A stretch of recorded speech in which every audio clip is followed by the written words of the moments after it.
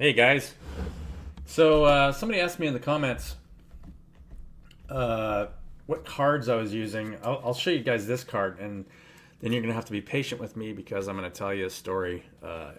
Story yesterday, and then today I went to a local church that I've been at for a long time, and I'd like to explain because this isn't something that's usually addressed very often. The difference between spirituality and religion. Um, this is it's a very it's not a super deep subject, but if you guys are interested in hearing that, right, this is it is a conversation that doesn't really get addressed much on spiritual channels because we've got people of multiple religions that watch all kinds of stuff, right? And you look for guidance. All of us are conductors of information for each other, and you want higher guidance to understand. You know, what are the basics of the laws around spirituality, right? I mean, the laws of spirituality that are written in spiritual texts. It doesn't matter if you're talking about the Bible or the Lotus Sutra or things like that. They all are based on the nature of reality in and of itself and how we relate to each other. So, this is this is the Wood Tarot deck. Um, the World Tree. It's basically just got the World Tree on the top and bottom. So uh, when you look at a tree, the root system of a tree is just as big as underground as it is on top. So if you notice this World Tree, half of the tree is in the light, half of the tree is in the darkness. They say as above, so below, which is true. You have a branching circuit on both sides. The challenge is to stay right in the middle. Because if you're too far on one side or the other, you're in some kind of unwholesome mindset, if that makes sense. You're not whole, right? You want to be in your heart space at all times, and it's in a point of love. Because, and so when you are in darkness, you're not enlightened. You're not in an enlightened position, right? You're in conflict in some way because you're in conflict with yourself. Once you recognize that everything out there is part of you, it becomes easier to see. Okay, this part's in conflict. This part is not.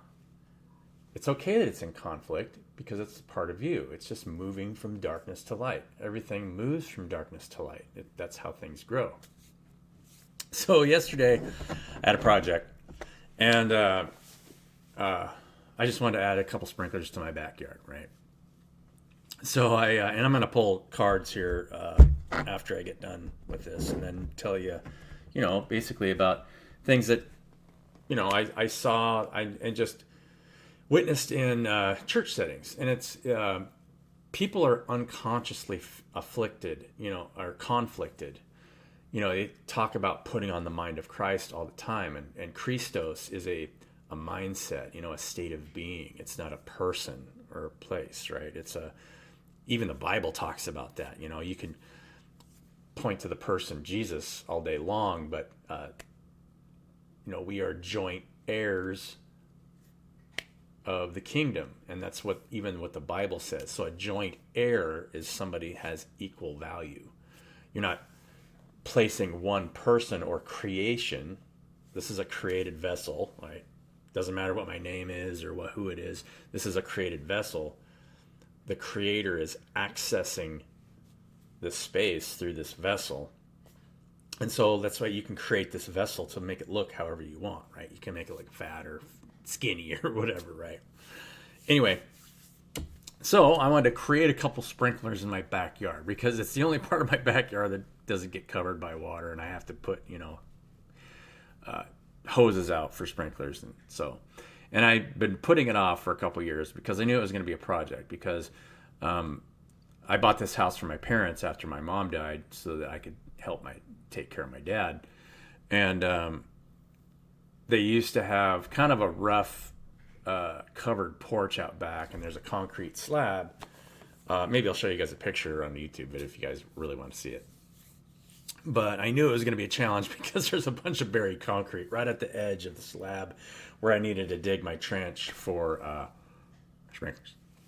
And so I started digging, and I got about 5 feet in before I just snapped the end of my my shovel handle off. Just pow! But it was a pretty long crack. Sometimes when I've broken shovels before. I've broken just about everything, right? All of us have, if you work much.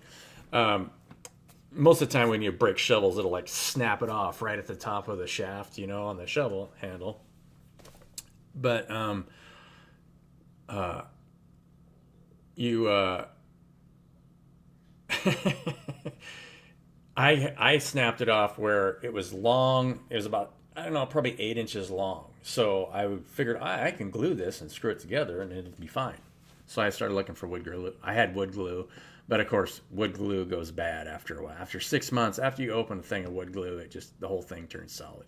So I found it, and it was solid on top, but even the glue, get it enough air comes into the glue where it's just bad. So Larry, my next door neighbor, guys, one of the most wonderful human beings I think I've ever known in my life. The most loving. I mean, take anybody in, will help people as much as he can. Amazing human being. I've known him my whole life, almost my whole life. When my parents first moved to this area in the late 70s, early 80s, they were some of the first friends that my parents got to know because they went to a local church, the Assembly of God. And they didn't agree with the things that were being taught there in a lot of ways. So they left for good reason, and started their own church. And so I've grown up with these people forever, and I stopped going to church for a while after that because there were just some things that felt like it just didn't resonate with me, right? It doesn't matter what religion you're talking about. It doesn't matter if you're talking about Islam or Buddhism, or there's always Buddhism is about as close to a religion as I can resonate with, especially the Lotus Sutra. The Lotus Sutra is an amazing text. So if you guys have never read that, please read that. Hinduism is interesting because it's a multi-theistic religion, but I would recommend not worshiping any created thing, if that makes sense, because it's a created thing. It's not the creator. You don't want to worship anything but the creator, right? And I'll get to that here. So I was digging, snapped my handle off. So Larry and Keith, my next door neighbor, they were working next door. So they were building planters to put some tomatoes up and moving them over to clean up an area. It didn't matter. So I went, hey, Larry, do you think you got some glue? And they were getting done with it. Say, yeah, I think I might have some wood glue. I was like, I think I can fix my my shovel. So we went over to his place. He didn't have any.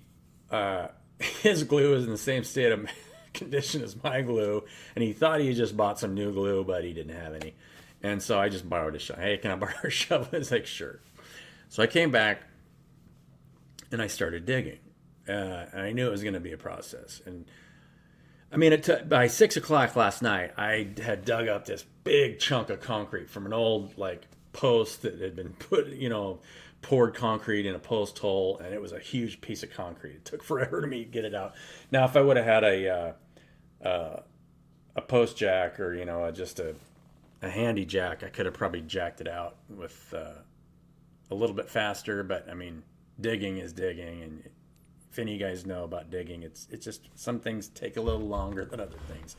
Sometimes unlodging rocks, getting a rock out of the ground is actually easier than this because you're dealing with a piece of concrete that's funneled down into the soil, and you're trying to lift it straight up. It's very difficult. Anyway, I got it out. Totally wiped out. I was going to come in and make pizza last night, and it was just like, nah, we're just making sandwiches.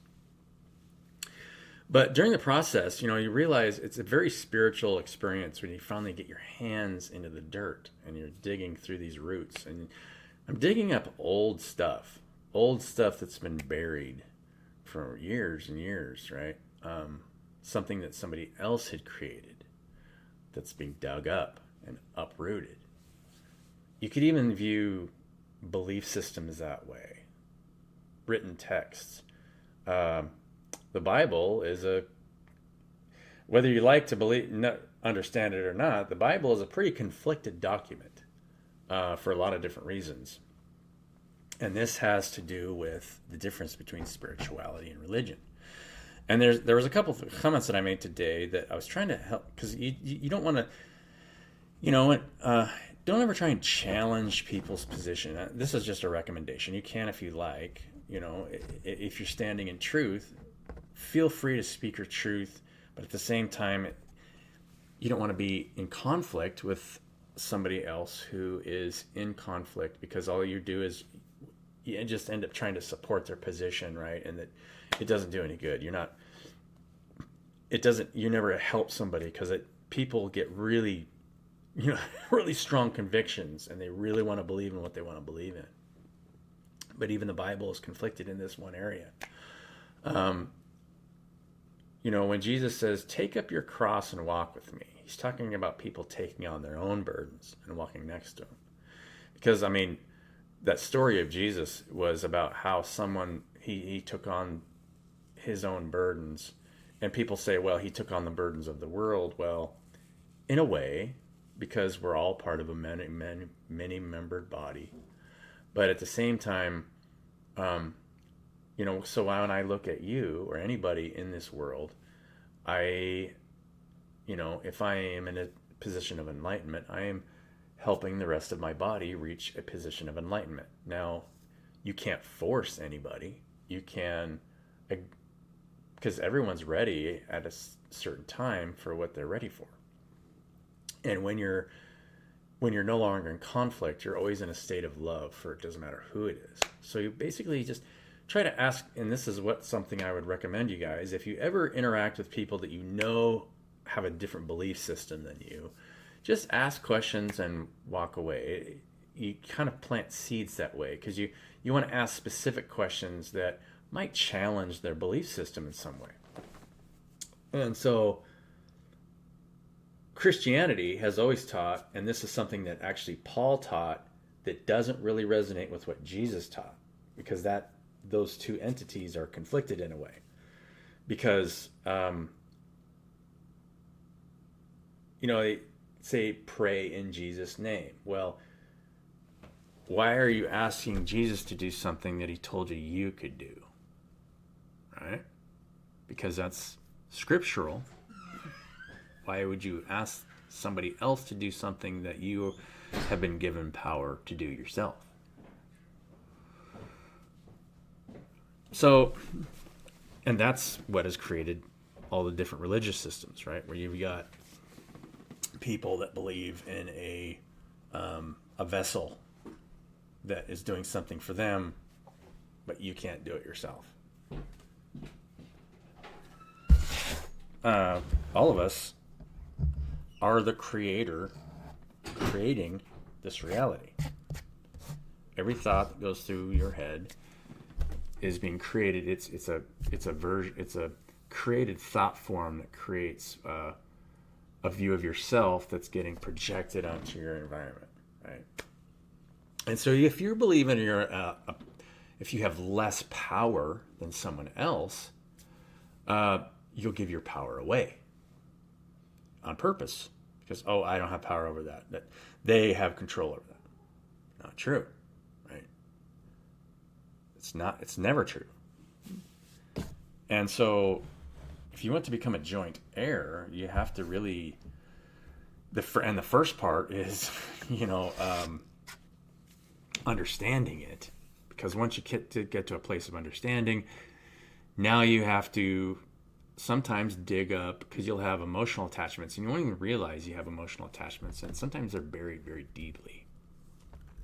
And so just the process of digging, just getting your hands dirty, getting in the dirt, and digging out all that old stuff, is a very spiritual experience. Not only that, but it describes the state of evolution over time, right? We come here from our higher self and embody, ourselves here in this three-dimensional reality, to get down into the dirt, into the stuff, right? Because this place is conflicted. There is no question. You're not going to find, I heard somebody talk about the Earth School as being one of the hardest schools that you can possibly be in because you're dropping down into the slowest moving energy of reality, which is going to be super highly conflicted because the light is moving so slow. It takes so long for things to manifest from thought form because of the frequency so much lower that there's an apparent separation between you and I. And there really isn't. Once you get back all the way back to source, everything comes from source. And so the closer you go back to source, the karmic loop is so much faster. It's so much easier to see, oh, okay, right. And so a lot of times higher level beings that are closer to source might even have a little bit of a struggle understanding, learning lessons that you might need to learn in the Earth School in order to evolve in consciousness. And so we drop down into the Earth School to learn things to basically stay, you can get to a state of consciousness where you can stay centered and always feeding information and lifting up your environment and healing it. And once you understand it, that's when you can, that's when mystic healing happens. But you don't want to make people dependent on you, right? Because, I don't want to make, and this is something that I've personally struggled with readings at times, because I think readings are very beneficial to get confirmation, especially when you're alone, when you're traveling in the dark. I made a video, a little while ago about traveling in the dark, and so, but you're working towards something, always view yourself as the creator and be of one mind and sound body, because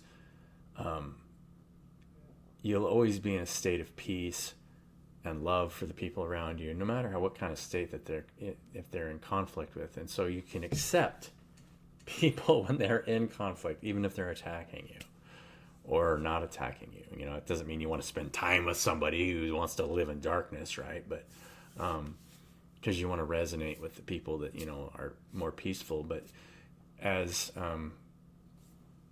that is part of us. And so if you isolated yourself from a part of yourself all the time, then you wouldn't be in balance, because you want to still feed the rest of the tree. The tree works together in tandem. It doesn't matter what part of the tree you're in. You're always providing and receiving energy in that tree. I hope this makes sense for you guys. A lot of this is so esoteric that you have to think about what you're doing in your own life. And in some ways, I have decided not to go to church intentionally in a lot of different churches, just because they have been so conflicted, because they see other parts of society as evil. It's just in conflict because it believes in good and evil. That's the story of the beginning of the Bible. The original conflict that pulls you out of the Garden of Eden. It says the knowledge of good and evil, but then it says right there in the text that the serpent's a liar, the lower nature. It's just a lower understanding of the state of reality. And so when you don't understand that you have a creative and receptive side, and that you can naturally live in both in a healthy way without being conflicted with your environment, right? And the only way to really do that is to become a creator and understand that you are the creator, and then just allow whatever it is you're creating to naturally attract for what you need. And you'll heal yourself from the inside out. Become a little kid again. And so yesterday I was just like a little kid in the playground, playing around with my neighbors, and it was so fun, and I was able to share a story with Larry, because I saw, and we were joking around as I was riding in his cart back to this house, because it's so funny how things happen, and they happen at certain times.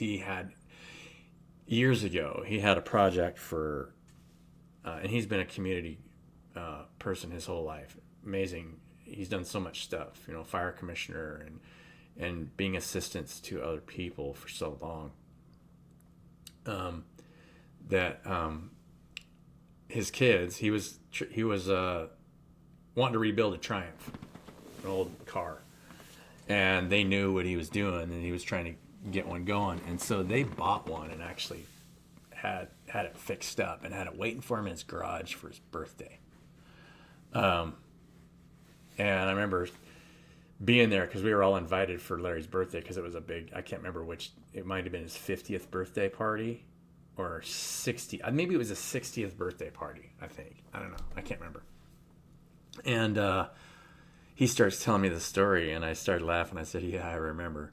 Because his boys bought him the car that he wanted, and I mean, it was a very emotional event because I mean, he had gone through all this trouble to try and lay it out and get it all ready to go, and then his boys just presented him this car that he always wanted, and it was such a beautiful thing to see. When your family does stuff for you, and they already know what you need or want, right? And you don't necessarily need it, and so.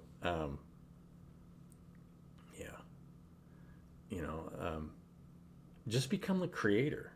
You can become the creator of your own life. You don't even have to create anything of significance, but if you're creating positive energy and you get in that place of stillness and understand that half of the tree is conflicted, it always will be. It's part of nature. We're never going to live in a three-dimensional reality that isn't, where at least half of it isn't conflicted. Actually, most of it's going to be conflicted because it's you dove into the bottom part of the tree. But you can become a light in the conflicted area and become a part of the natural process of growth. So the tree is always moving. When you look at it, it never is not moving. The tree is always moving. When you look at the field, it doesn't matter what field you're looking at. It's always in motion. And so it's moving from darkness to light. And sometimes it moves from light back into darkness. Right? We do that. We incarnate here. We were in light. We chose to jump into darkness to move back into light. Over and over and over and over again. Right? To rediscover yourself and to relearn about who you are and how much you will fall in love with yourself because you realize that it's all just you. And all of you are just part of me. So I just thought I'd share that with you guys. So let's get a short message here on this Sunday. I'll get off my podium here and my preaching to you guys. Yeah.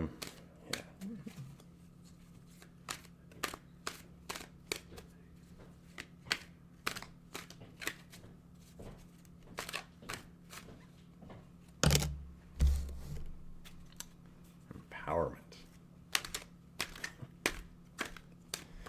And this is something I'm going to share as a secret to you guys that not many... I love this picture of the Woodward 11. This is my... So we got 5 of bows. Empowerment.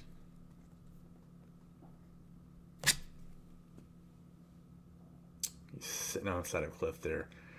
It's interesting how it's kind of a painted figure on the side of a hill, right? It's your avatar. Your empowered avatar, right? Rah. And then the Woodward.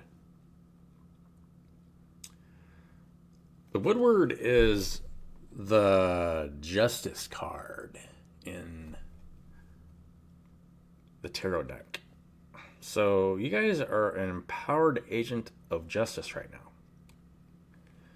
Oh, and what I was going to say is what a lot of readers don't talk about is most of the time they're just reading for themselves. For one thing, unless I have direct permission from you guys, I'm going to give a general energy reading that might or not apply to you, right? I mean, take what resonates and leave the rest behind. But a lot of times the cards I'm pulling are in my energetic field. So you'll resonate with certain soul families. So you might be resonating with me for certain reasons and understand, oh, okay, right?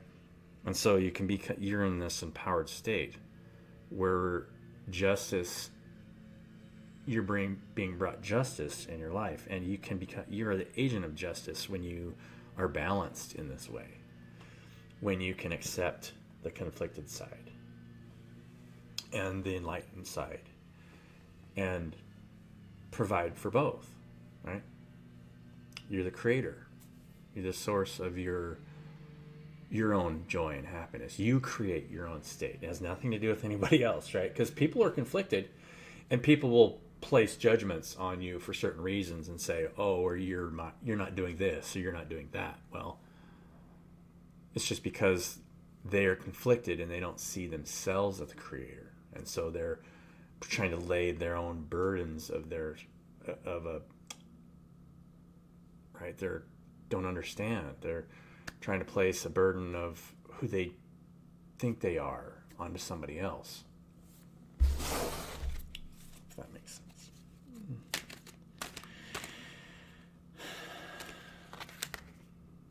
Seer. And so what we're going through as a society is that I'm going to put a link, and I haven't done this yet, but I'm going to put a link on by the time this video comes out, I'll have done this. I'm going to put a link on my YouTube channel. I'm a creator. I wrote a book. I created a couple of documents for download for sale. Now, you can buy them, or if you decide that you want to work with me, I'll give them to you. That's the boundary I have to set, right? Because you and I are one. Now, if somebody else is conflicted and they want to worship the creation or money or whatever it is, then I'll sell it to them, because that's the state of mind that they're at. I accept their position. I honor you 100%. But if you and I are one and you want to work with me and you want to partner with me to build something or create something together, then why wouldn't I just give you my creation? Right? Because now you're of a wholesome mindset. Some people are conflicted. Some people are not. And so there's going to be a lot of us that are going to move into a state of non-conflict with one another. And there's always jealousy around you. Yeah. The card comes out about jealousy. It always comes out about jealousy. There will always be the people that are jealous just because you're in an enlightened position before, and that's okay. Jealousy is just a part of the growth process. So if you've got jealousy around you, you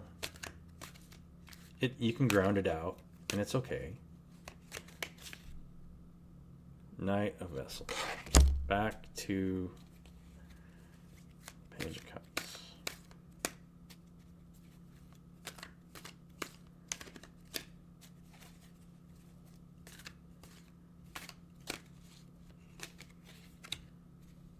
The Wanderer.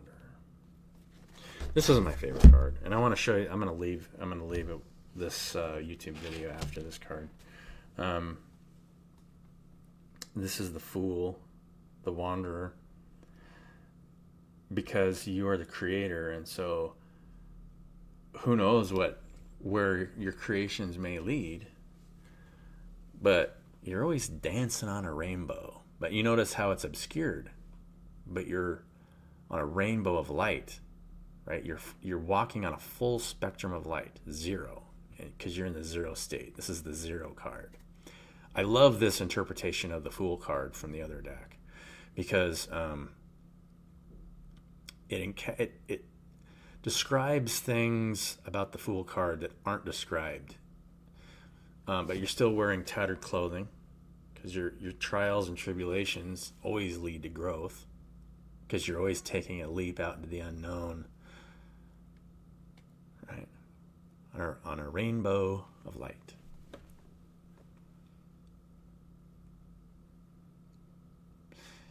And then you can be the rainbow of light for everybody, right?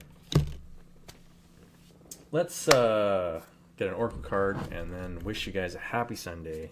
Love you guys so much. Doesn't matter who you are. One thing I said today about in church, because I talk about, God forgiving you of your sins. And I spoke up and he said, please say that again, because this is true. And a lot of times people don't understand this. It's like, it doesn't do much good to know that God forgives you for things that you've done in the past. And the only reason that you did things in the past is because you were in a place of darkness, right? And once you understand that and when you get in a more enlightened position, then it becomes a lot easier to realize that that's just part of life. Everything's going from darkness to light. And then forgiveness becomes so easy. But you cannot,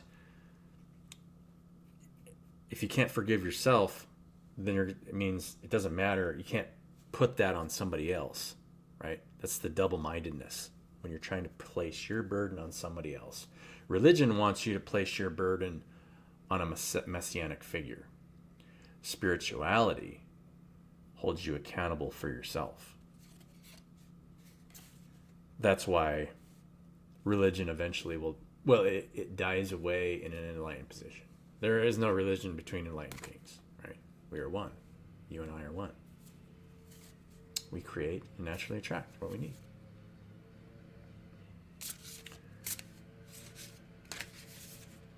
Balance. The balance card. I think we can end that today, to become balanced internally and humble yourself to the needs of the entire tree, because it's all a part of you, whether it's conflicted or not conflicted. The part that's conflicted generally won't need you. I mean, that's why we come here, right? Because we want to bring light into a conflicted place so that it comes into a state of balance. Have a wonderful day, and I'll catch you guys in the next one.